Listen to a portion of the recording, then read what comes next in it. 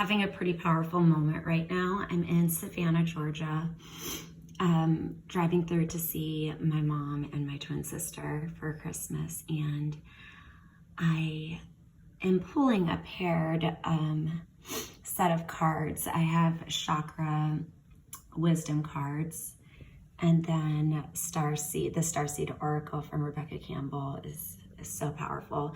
I like to pair these together to have a chakra focus and then a message based on the chakra, and really just to take my time as I do it.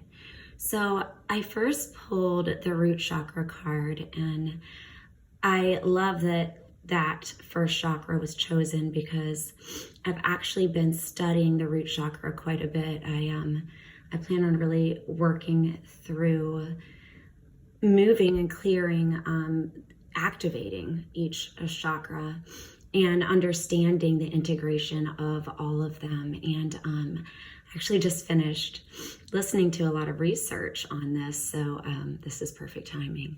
And I love how it focuses on patience for the base chakra. As I observe in nature, growth takes time. This is a time for reflection, persistence, and surrender.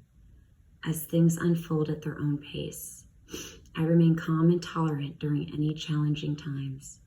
I develop quiet hope and expectations based on trust, both in myself and in a higher power. I read this 3 different times because the first time, I'll try to stop shaking.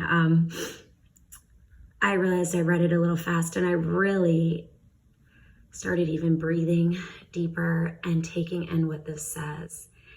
Nature is cyclical, and we are in cycles. We having that patience to go through every part of our journey that is needed to truly blossom is so important. So then I focused on this series of things that we are to slow down and take time for. Reflection. I mean, that is a daily dance. To be able to study my own patterns, to be able to study the patterns of others, and how I am in a mirror of these, and with loving kindness to be able to reflect and grow each day. The persistence of that, and the persistence of learning what love is, and that is a constant dance of surrendering, the surrender to the unknown for a purpose higher than yourself. And it's a beautiful thing to see things unfold at their own pace, but that is patience.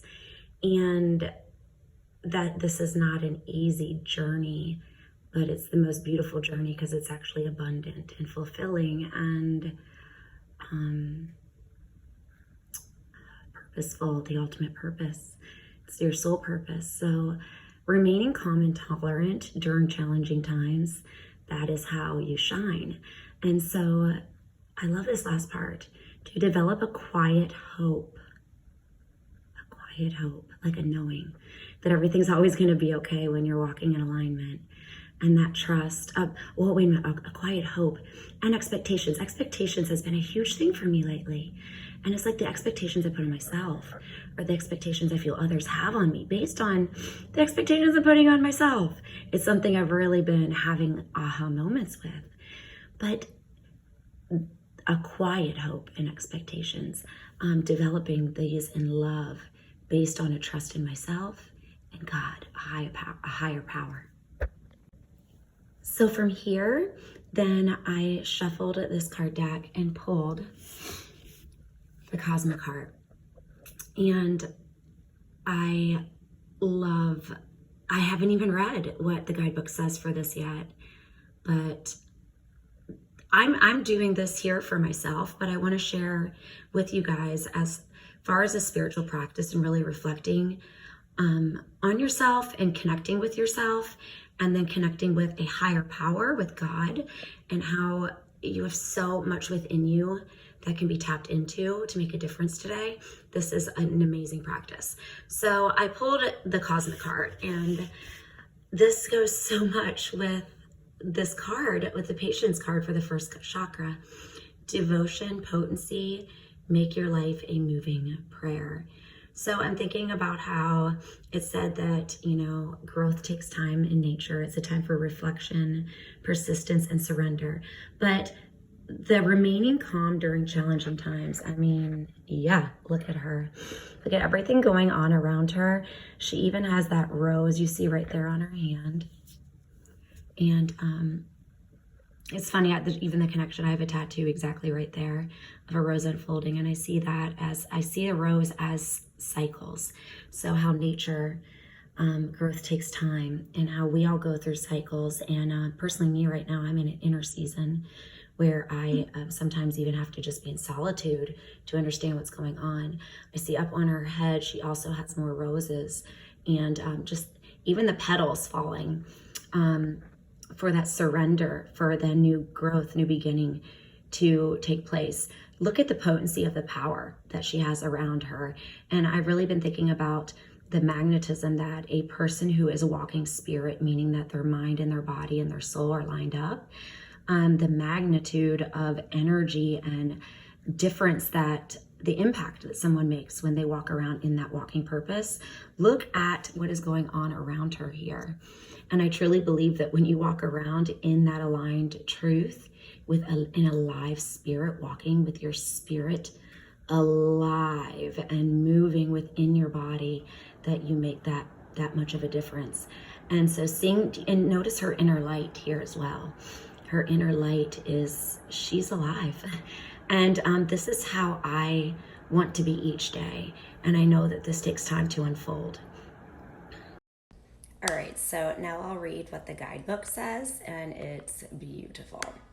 When you surrender to a state of devotion, you find yourself flowing with all of life.